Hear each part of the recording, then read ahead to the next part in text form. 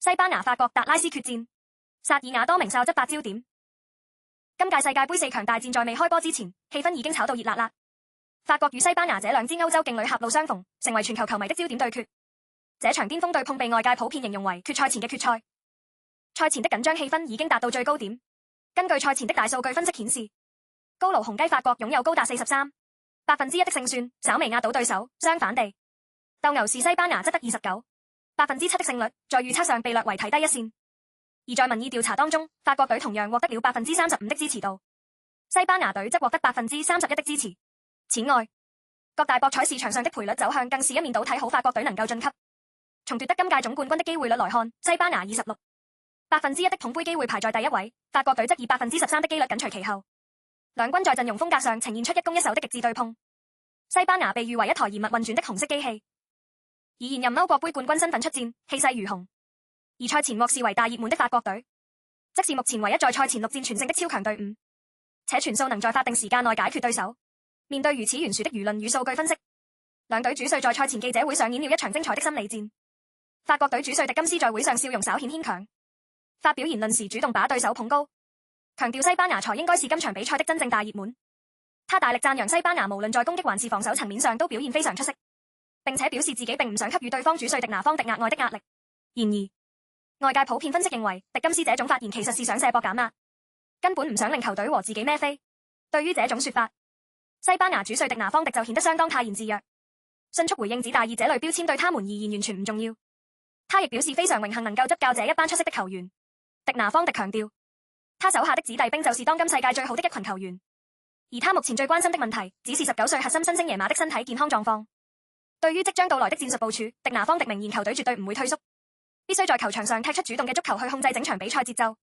並會堅定地企在最前線向對手不斷施壓。從兩隊的歷史對賽紀錄與近況看來，這次交鋒充滿了宿命色彩。兩隊在歷史上一共交手過38次，當中西班牙已贏出18次佔據上風，法國則贏過13次，其餘7次雙方握手言和。若聚焦於近10次的對碰紀錄，西班牙更是取得了贏7次，只輸2次的壓倒性優勢，其中包括在2024年歐國杯4強戰以2-1勝出，以及在2025年歐國聯4強戰以5-4險勝對手。至於法國隊對上2次在大賽中擊敗西班牙，要追溯到1984年歐國杯決賽以2-0取勝，另外一次則是2006年世界盃16強以3-1淘汰對手。在攻守數據對比方面，法國隊進攻火力極其猛烈，隊中核心麥巴比在賽前已攻入8球，強勢領跑今屆賽事的神射手榜，同時仲交出了3個助攻，狀態火熱到極點。再加上鋒線拍檔迪比利同奧利斯各自的貢獻，這3人合共為球隊攻入了13球，創下了自2002年巴西傳奇組合朗拿度同李華道之後的高效進攻紀錄。相對地，西班牙則是今屆賽事防守最硬淨的球隊，至今僅失1球。首席門將斯蒙屢次在門前保持零封，展現出十足氣場。這場被視為頂級戰術同球員天賦較量的對決備受矚目。究竟最終會是法國的極速進攻勝出，還是西班牙的細密控傳笑到最後？答案即將在達拉斯的賽場上正式揭曉。這場焦點大戰地點選定在德州亞靈頓體育場，又名牛仔體育館舉行。場館規模宏大，可容納超過7萬名觀眾。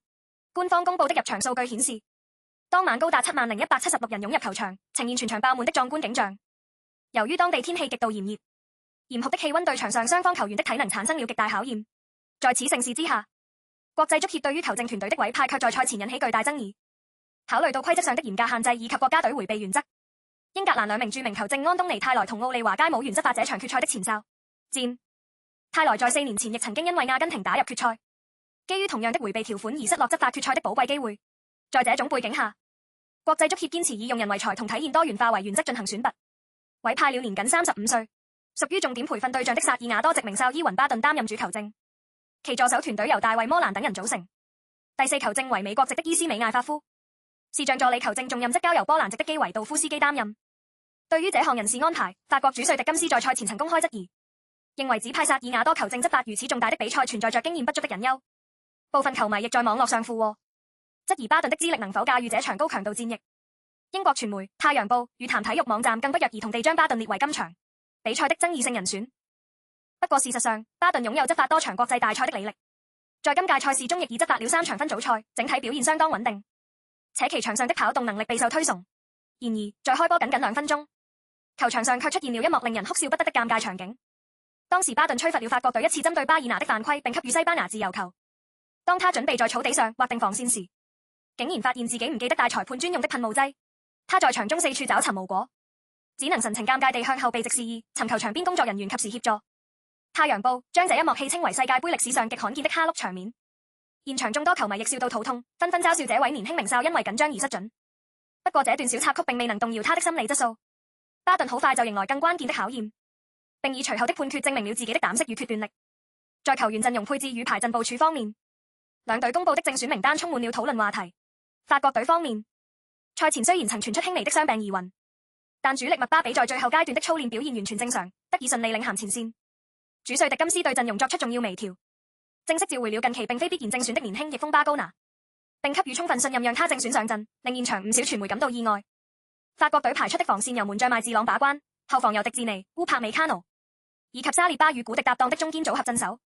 中場雙核由曹亞文尼同拉比奧特負責全場的攔截與掃蕩，前線則由迪比利、奧利斯同巴高拿三人全力支援核心麥巴比。反觀西班牙方面，陣中完全冇受到任何傷停問題影響，主教練迪拿方迪堅決沿用保持不敗的常規陣容，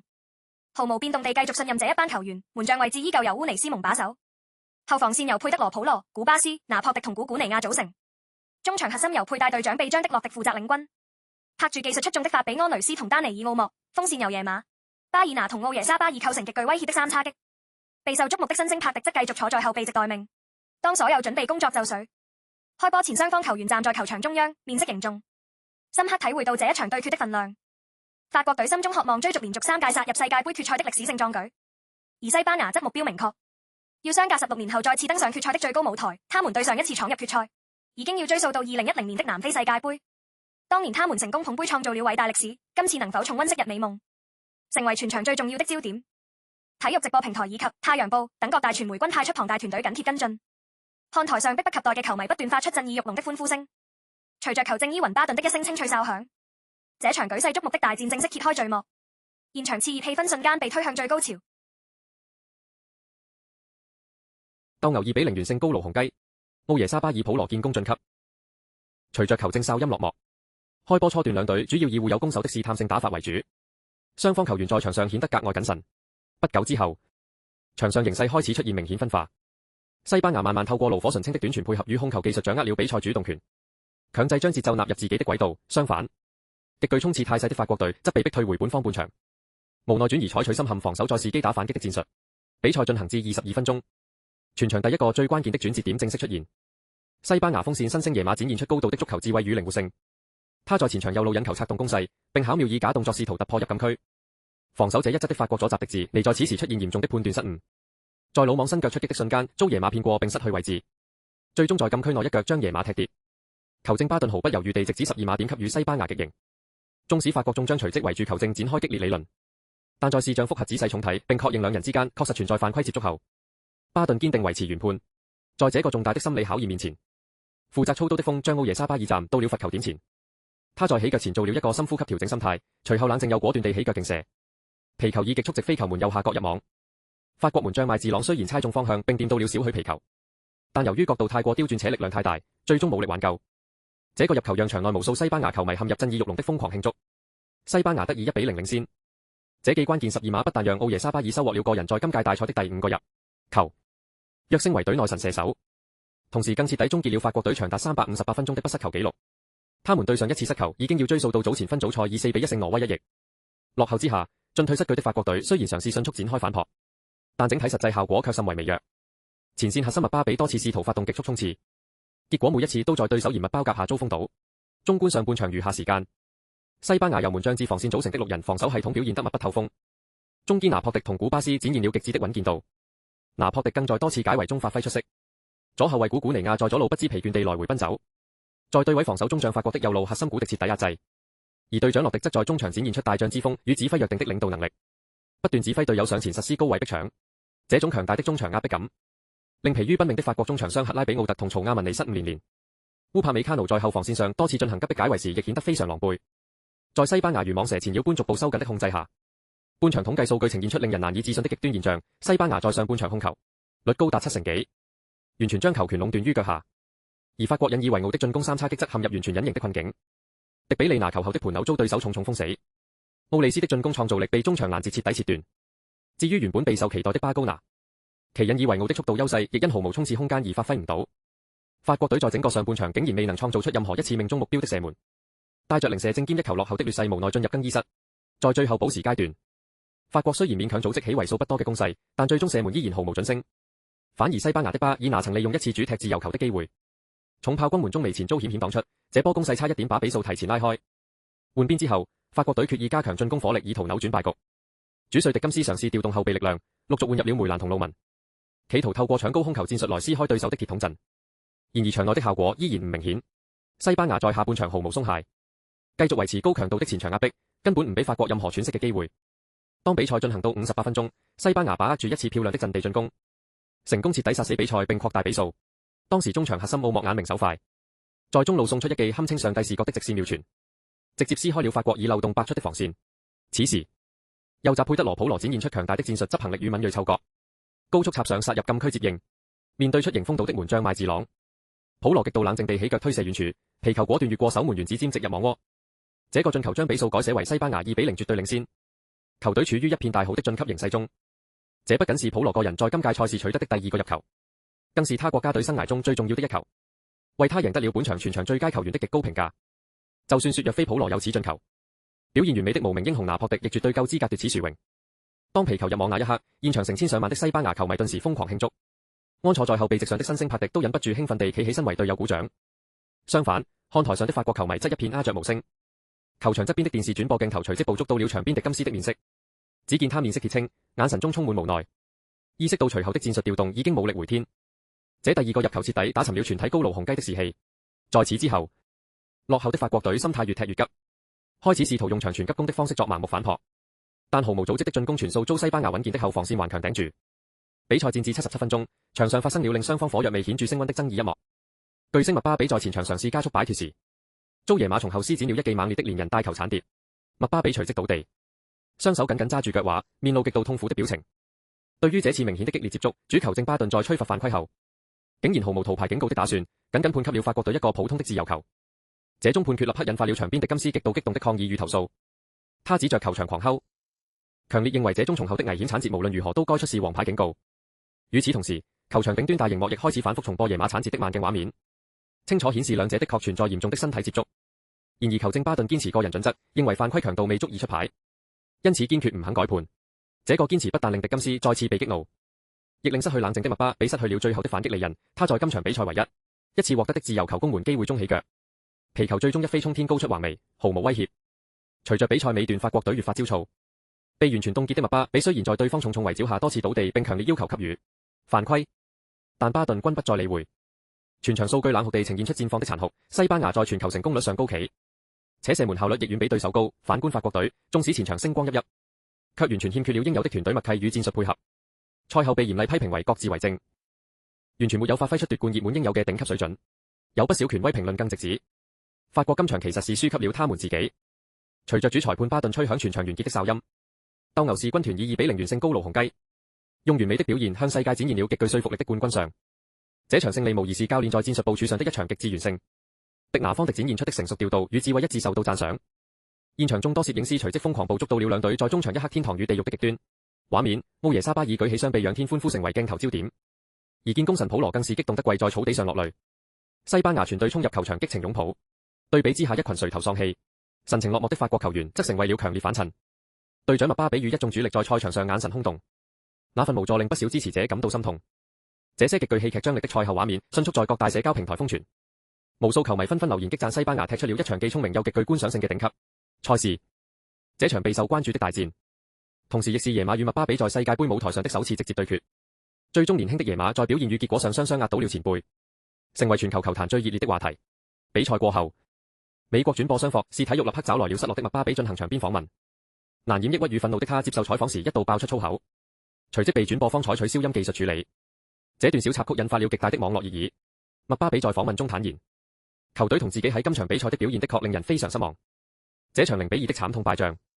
亦正式宣告麥巴比追求今屆世界盃金靴獎的夢想蒙上濃厚陰影。雖然他在分組賽至今累積了8個入球，但隨着球隊無緣決賽，他已失去爭取進一步擴大領先優勢的機會。即使他目前個人累積的20個世界盃總入球紀錄已經追近了傳奇巨星美斯，但隨着今屆賽事止步4強，他想要再次衝擊世界盃冠軍寶座，就必定要在苦等4年後的下一屆成事。另一方面，晉級的西班牙將昂首準備迎戰英格蘭同阿根廷之間在另一場準決賽的勝方。法國黃金時代正式終結，西班牙強勢殺入決賽圈。這場極具歷史意義的準決賽結束之後，賽後記者會的最大焦點自然落在即將離任的法國主教練迪金斯身上。現年56歲的迪金斯，自2012年正式接掌法國國家隊教鞭以來，已經長達14年之久。今場在達拉斯牛仔體育館舉行的對話，正是他個人以主教練身份執教的第26場世界盃賽事。這項驚人的數據讓他成功超越歷來所有世界頂級教頭，正式成為世界盃執教場次歷史上的第一人。然而，殘酷的現實是這場比賽亦正式成為了他長達10數年輝煌生涯中，在世界盃4強舞台上的最後一幕。早在今屆賽事開打之前，他就已正式宣布將在2026年夏天合約期滿後卸任離隊，這也意味着接下來7月18日面對英格蘭或阿根廷的季軍戰，將會是他執掌這支國家隊的告別戰。在賽後面對大量傳媒提問時，迪金斯一開始仍然顯得意難平。他首先將落敗矛頭直指當日執法的薩爾瓦多主球證巴頓，強烈抱怨那個12碼判決以及下半場野馬粗野犯規卻逃過黃牌等爭議事件，認為這些爭議在很大程度上擾亂了比賽的平衡與結果。不過他在宣洩不滿後，還是展現出名帥風度，坦承球隊在當日的表現上的確屬於次一等。迪金斯公開承認，西班牙隊無論在最基本的技術層面、戰術組織，甚至是體能儲備及壓迫衝刺上，都全面優勝過法國隊。他並且主動承擔起一切，強調今場輸波的全部責任都在他自己身上。隨着他這番落寞的言論發表，外界主流新聞媒體與球評家皆一致評論，認為由迪金斯一手打造的這段法國隊黃金時代，已經隨着這場敗仗正式告一段落。迪金斯的一生與世界盃結下不解之緣。他曾以球員兼隊長身份在1998年捧走雷米金杯，其後再以教頭身份於2018年率隊奪冠。他原本在今屆亦有機會成為自1938年意大利傳奇名帥波素之後，歷史上第2位能夠兩奪世界盃冠軍的主教練，同時更有機會創下前無古人的壯舉，成為史上首位以球員兼教練雙料身份贏得2屆冠軍的第一人。可惜這所有偉大的歷史夢想，最終都無情地破碎在達拉斯的這個炎熱夜晚。因應這個舊時代的終結，有消息透露法國足總已迫不及待開始着手尋找迪金斯的接班人，而另一位法國傳奇球星斯丹，目前正獲外界普遍視為頂替大衛的第一熱門人選。在記者會的另一邊上，順利取得決賽門券的西班牙主帥迪拿方迪則顯得意氣風發，充滿自信。他在會上着重強調，目前這支西班牙隊正如日方中，整體正處於巔峰狀態。迪拿方迪回顧了球隊的晉級歷程，指出球隊由第一場分組賽在沉悶氣氛下踢和維德國開始，便在一路的反思與調整中漸入佳境。隨後在淘汰賽階段，先是16強以3-0大勝奧地利，接着8強遭遇頑抗，仍以2-1力克強敵比利時，直到如今在4強戰中以2-0完勝大熱門法國。球隊展現出了狀態一場比一場更好的驚人升級軌跡。當被問及連勝強敵的戰術秘訣時，迪拿方迪大方分享，指出最核心的一點就是全體球員能由始至終保持高強度的前場壓迫，並大膽地配合更具侵略性的垂直傳送。他再次重申球隊絕對不會理會外界任何關於大熱與否的標籤，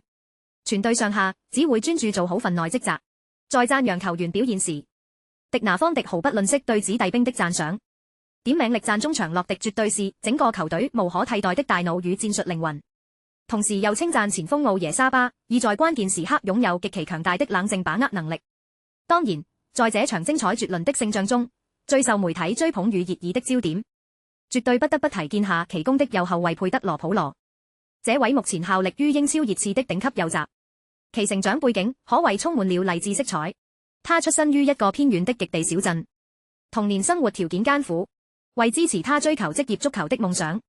他的屋企人甚至曾經要和他一起瞓在汽車內度日。來到今屆世界盃舞台，他在分組賽對陣沙特阿拉伯一役中以4-0的勝仗首次登場便令人眼前一亮。隨後在對陣奧地利的賽事中，他又以一記精彩絕倫的頭槌攻門頂入了一個靚波。到了如今這場生死攸關的4強戰，他更是插上直入禁區再射入鎖定勝局的關鍵第2球。這連番的神級表現令他市場身價在短短2週內飆升。西班牙各大權威傳媒在賽後評分環節中，毫不猶豫地給予了普羅高達8.9分的頂級高分，極力盛讚他成功由單純的防守者化身為最致命的致命武器。他在球場右路與19歲新星耶馬之間建立起的默契連線，已成為鬥牛士軍團在今屆賽事中最犀利的殺着。他今次攻破法國隊大門的進球，正是他在右路策動，隨後在中路同友軍奧莫進行了一次精妙撞牆配合後的完美成果。普羅在賽後接受媒體採訪時提及自己入波那一刻的感受，他笑言當看見皮球滾入網窩瞬間，腦海其實一片空白，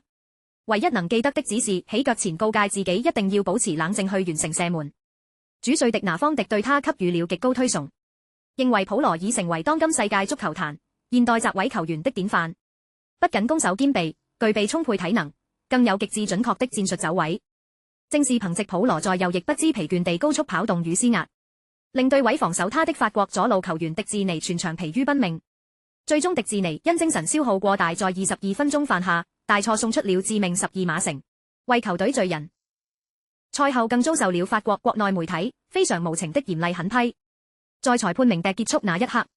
興奮不已的西班牙全隊球員在現場進行了繞場致謝，看台上將近8萬名球迷高呼球隊名字，讚頌的歌聲與歡呼聲一直響徹整個亞靈頓牛仔體育館。這一群球員能夠再次帶領國家隊闖入世界盃決賽，對於整個西班牙球壇而言絕對意義重大。今次順利晉級，全體國民與國際傳媒都在期待，究竟他們會否重演歷史，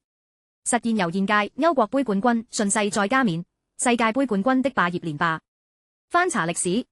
西班牙曾在2008年至2012年期間一口氣橫掃連奪3項國際大賽冠軍，創下了統治世界球壇的無敵王朝。如今這支極具活力的紅色團隊正面臨着複製這個偉大歷史遺產的絕佳機會。縱使他們在決賽中將要面對的對手，無論是衛冕世界盃冠軍阿根廷，還是對手奪世界盃渴望至極的英格蘭，皆絕對唔是一支容易應付的隊伍。但從教練到球員的言論可以看出，這支西班牙已經準備好迎接任何挑戰。迪拿方迪向全體球員寄語，表明球隊在即將到來的決賽舞台上，一定會繼續堅持崇尚的前腳足球、高位主動進攻哲學，強調絕對唔會因對手是誰或比賽性質改變而妥協或改變打法。他寄望球員們在紐約的決賽大舞台上，能繼續保持這場準決賽中的冷靜心理與絕對專注。隊中球員們亦紛紛在賽後受訪時展現出團結決心，誓言一定會在決賽為國家榮譽戰鬥到底。整體而言，各大資深體育評論員皆將這場4強戰的勝仗形容為一場堪稱教科書級的完美演出。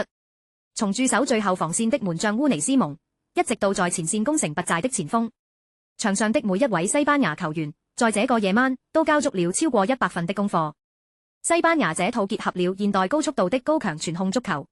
在這場強強對決中再次向全世界證明了其令人畏懼的統治威力。相對而言，法國隊引以為傲的單兵爆破與極速反擊足球，在對手密不透風的嚴密布局下，今次完全失效。不少權威評論文章分析指出，經過近年來的多次交鋒，西班牙似乎已完美尋找到徹底破解法國隊戰術系統的方程式。因為繼上今次勝仗，西班牙已經在連續3次的國際大賽，包括歐國盃、歐國聯以及今屆世界盃，直接淘汰賽中成功把法國隊淘汰出局。連續多年的大賽恩怨與今次的戰術大碰撞，令這對鄰國之間的對碰演變為現代國際球壇最受矚目的新一代世仇對決。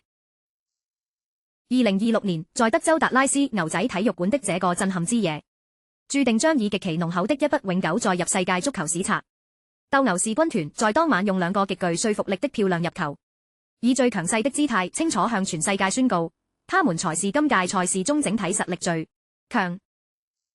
最值得捧起冠軍獎杯的頂級球隊。至於不幸落敗的高盧雄雞，就只能收拾心情黯然返屋企，展開無奈深刻的反思與檢視球隊未來發展。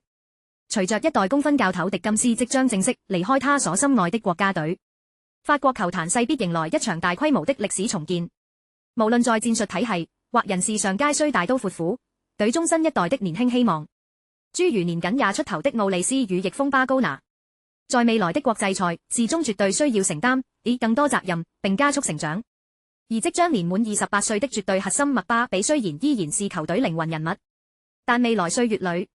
他明顯需要從教練團同隊友身上獲得更多具備創造力的實質支援。反觀邁過這一關的西班牙隊，全體將士已重新把心態歸零，繼續毫無畏懼地向着國家歷史上的第2座世界盃冠軍錦標發起最強力嘅衝擊。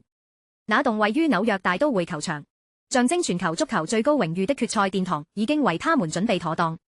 現在全世界成千上萬的球迷正拭目以待，